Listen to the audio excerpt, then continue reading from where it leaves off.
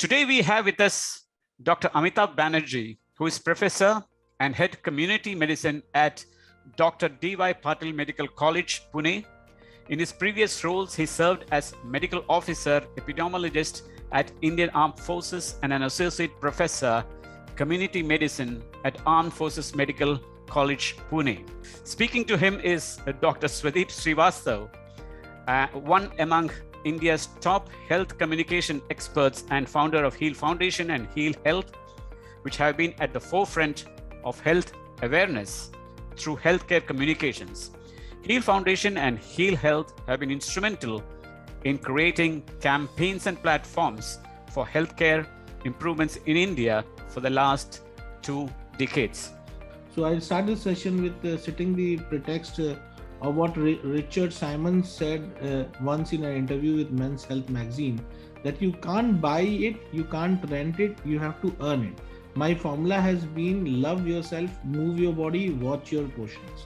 Leading a healthy lifestyle sounds easy enough, right? Could be, but there's a lot of obstacles trying to divert our attention from eating healthy, making healthy choices, and exercising. Fortunately, when you are in the healthcare field, you may see the result of making unhealthy decisions, and it can help you lead a better life that is more fulfilling when you make the right choices. So I think, sir, your talk is also very much aligned with this thought process. And you once also said in one of your headlines, a century ago, the Spanish flu is estimated to have killed between 17 to 50 million people. Since 2020, SARS-CoV-2 is estimated to have taken lives of 5.5 million people, almost all of them either obese, already sick, or above the age of 70. So that is our overall topic of the episode is also, of course, so your focus has always been either sick, means with comorbidities, and your focus has also been emphasizing on a lot of data you have on the obese people, particularly falling prey to COVID and other diseases also. That's also part of comorbidity. So I have been tabulating the data since the onset of the pandemic of different continents and different countries actually. So at the beginning of the pandemic, say sometime in May, June, I tabulated data from 3 continents. And I found that there was a very close association with the obesity levels as measured by the increased BMI, more than 25, and the mortality from COVID. There was almost 10 times difference between the Western countries and the Asian and African countries. I mean, almost 10 times difference between the Western countries and the Asian countries, and almost 15 to 20 times difference with the African countries. So I tabulated the data and compared it with the BMI, that is the measure of obesity, and also the age. Because this was the year, it is a disease of the elderly, comorbid, those who are in nursing homes. So there was a good correlation with age. What was surprising was there was a much more stronger correlation with obesity. Actually, at the population level, this obesity data is available from the WHO site. So obesity data can be compared across countries, and the COVID data can be compared. So this obesity data, what was interesting was that obesity was very strongly associated with and that obesity is a surrogate marker. That obesity per se increases the fatality from all respiratory diseases, not only COVID. For influenza also there are papers, and subsequently there are papers that obesity increases the risk of severe disease and mortality from COVID also, because obesity causes the compromised respiratory functions. And also obesity is a surrogate marker of other comorbidities like diabetes, hypertension. So this is that it is you see, we require active involvement of the people to prevent. So actually people are becoming more passive. You see, to change, it may be just slight changes in lifestyle can cause a great benefit. अभी क्या हो रहा है कि people have become passive. Even पहले क्या TV का switch के लिए भी अभी बैठे बैठे रिमोट से हो जाता है. Then every program is passive, and they will watch the yoga program and not do it themselves. And they think that medication, that obesity reducing drugs or vaccines or medications, this should be used as a supportive treatment. But because people are going primarily for these passive interventions, like you take a drug for obesity or you take a vaccine for prevention disease, these are passive. So they are ignoring the more important lifestyle changes.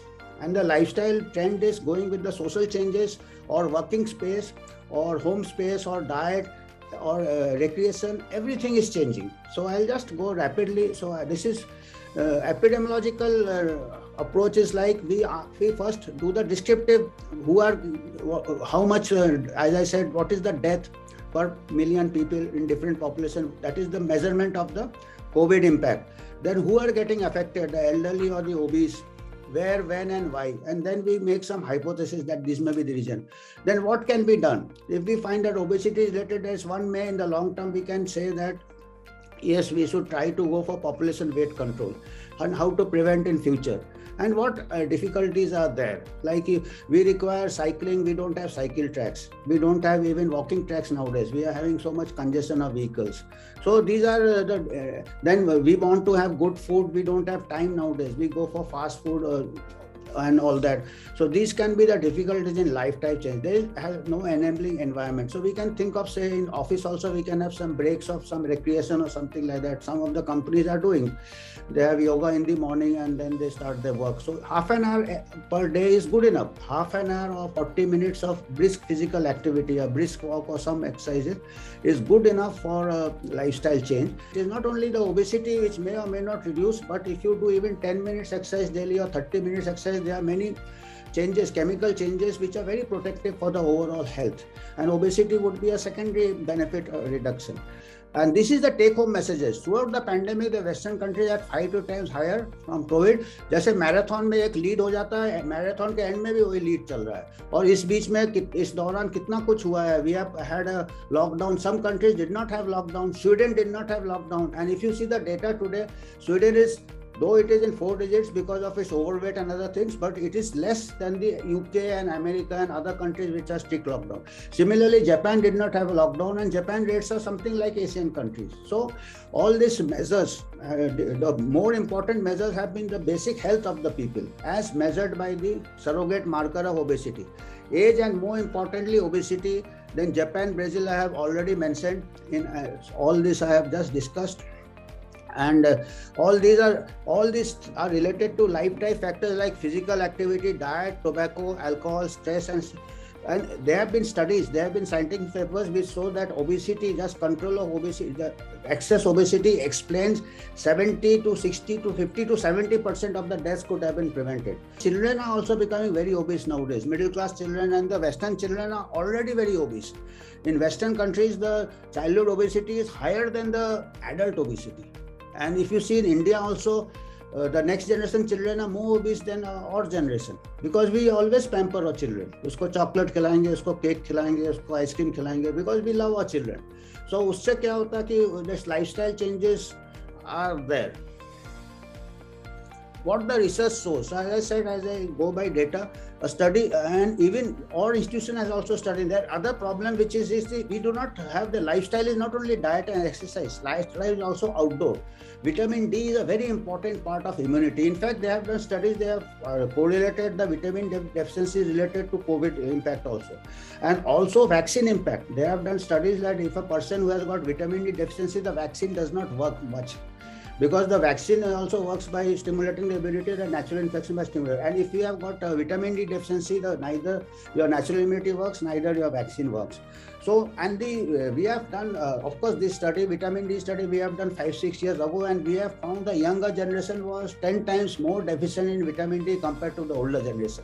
Because the generational wise, the paper we have published, intergenerational decline in vitamin D, because nowadays everybody, even this college student has got a car or a scooter, or they don't expose themselves to the sun rays. They just put sunscreen and other things. So there is vitamin D deficiency. And vitamin D, even I though I go outdoor and all that, I also had vitamin D deficiency recently. I am on vitamin D supplementation. And we are from people who are having a good diet. We think we are having a good diet, but somehow vitamin D is not unless you spend a lot of time outdoors, which we are not spending nowadays. And then comorbidities like diabetes, we did a survey, we have published these papers. Another thing is that young diabetics are there in India. Asian countries, all Asian countries have got a susceptibility to diabetes and heart disease a decade or 2 decades earlier than Western, because of a genetic central obesity and other things. And most of this young diabetes, 35 to 50 years, 50% of them are unaware of their diabetic status. So you see, most of the time you see कि जिसको कोई commodity है, Covid से ही succumb and the young age में आ रहा है. तो most of the time, some studies elsewhere they have done, they have found undetected comorbidities which are not there. Similarly, it is for hypertension. Then risk factors, we did a study in even the rural areas, the risk factors of say fast food and sedentary lifestyle is gradually, we have done study, we found the risk factor for this diabetes, risk factor for obesity and hypertension are increasing in the rural areas also. These actually we are adopting the Western culture. In fact, long ago we used to study a lot in your preventive medicine courses about primordial prevention. So we never understood the concept what is primordial. So now we are understanding primordial prevention is higher than primary prevention also. That is, those prevent the cultural changes which are harmful to health before they come to a population. That is primordial prevention. So what are the cultural changes? Cultural changes are sedentary lifestyle, automobiles, fast food, and smoking, drinking. And so if a rural population was protected from these cultural changes, it is encroaching on that. So we have been failing in primordial prevention also because of the media, the advertisements and other things. So this cola drinks and this soft drinks which are full of calories. Studies reported with population level vaccination coverage. So this is in this whatever graph I said, and they have done another studies, the 68 countries and 2947 American counties. They compared the vaccination coverage and the trends of COVID trends. So they did not find a big impact at the population level vaccination coverage with the COVID incidence. And now we are seeing Israel also, they are having the 4th dose and still having very high compared to all the previous waves. So until unless your basic lifestyle changes are there, you have got a basic good health, neither your natural immunity works, neither your vaccine works. So this is the healthy meal. This is a Japanese diet. Of course, I don't know what is Japanese diet, but I have taken this from the net. This is Japanese diet because I found they were the healthiest people. So I said, चलो ये क्या खाते हैं, देखते हैं कौन सा चक्की का आटा खाते हैं ये, like गब्बर सिंह. So अभी क्या है कि पर खाना देख के तो अच्छा लग रहा है क्योंकि हमारा भी डाइट ऐसे ही मिलता जुलता है. ये देखिए राइस है, फ्रूट्स है, वेजिटेबल्स है. So we also eat. Actually, basic Asian diets and other things were already very healthy actually. So I don't see much difference when I have a look at this from Indian diets. Whether India has got such good variety of diets, South Indian diets, Marathi diet, Gujarati, all are of natural cereals, all are full of natural vegetables, and these are what we are changing over to the fast food. Burger and so this is the youth is changing over. The next generation already. And with that, instead of water, they will take that Coke or Thumbs Up or Fanta. That is full of sugar. That is they say sugar is the new smoking. You see, sugar is the one which causes all the problems. Instead of that high cholesterol and fat, now that hypothesis is also changing. So this is what is happening. And this is over the period of lockdown, they have done studies in USA. People have gained 5 kgs, 10 kgs, 20 kgs weight. So this lockdown and restriction of movement is making you more vulnerable to infections. If you see the plate and the picture of Indian diet, forget about the American burger and all those diet chips and all. But even in Indian diet, sir, don't you think that the portion of rice, roti is much higher than vegetable and dal if you look at the overall plate?